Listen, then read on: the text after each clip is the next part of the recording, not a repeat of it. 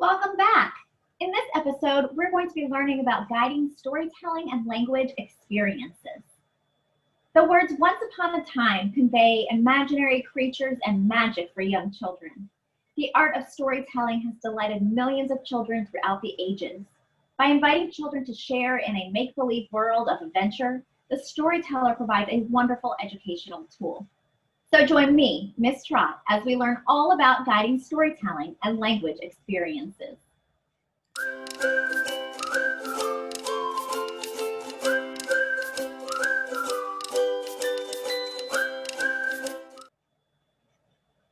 Regular storytelling promotes children's cognitive, social, and emotional development. Carefully chosen stories are a key part of the storytelling experience. Stories draw on children's backgrounds and help them understand themselves better. Children learn the words that describe feelings and experiences they have. Stories also provide models of acceptable behavior and positive relationships. Using children's books to introduce problematic situations is a developmentally appropriate method of guiding children's behaviors. Storytelling helps children learn reading skills.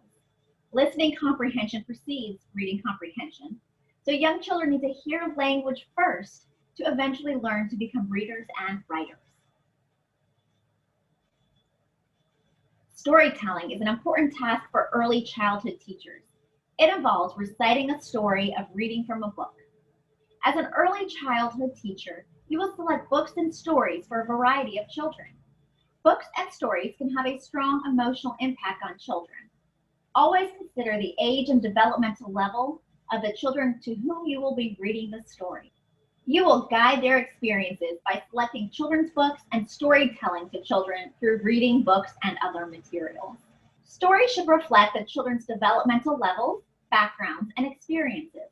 When choosing books for children, consider the content, illustrations, vocabulary, durability, length of book, and avoid stories that reinforce stereotypes. Familiar objects, people, and situations make stories more interesting to children. Most preschool children cannot separate fact from fiction. Therefore, it is important to look for realistic stories. Some children are not ready for fantasy stories until the ages of 4 and 5. Good oral reading needs to be intentional, which takes time and effort. There are 3 steps that need to be taken before reading stories to young children.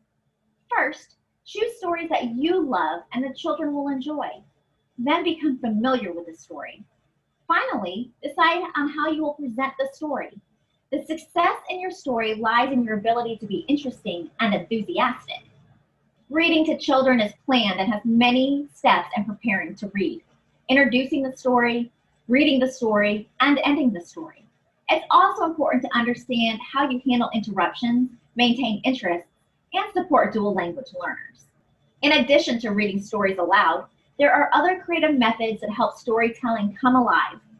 Guidelines for these methods are like those of reading aloud.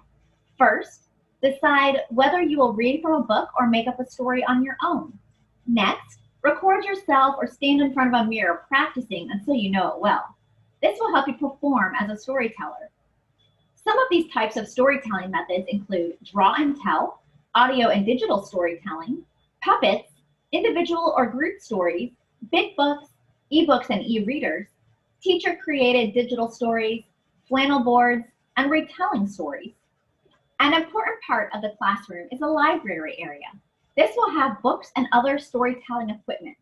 Books should be arranged so that children can see their covers to attract children's interest. The books for the library area should be carefully chosen and rotated frequently. Literature should be integrated into all areas of the room by putting books about buildings and transportation in the block center and books related to water in the sensory area. Now let's review what we learned. Through storytelling and language experiences, children can develop an enjoyment of book and learn many skills. Stories can be found in printed sources or created by the teacher.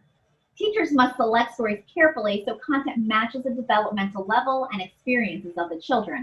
In addition, content must be free of stereotypes. Illustration should spark interest and be pleasant.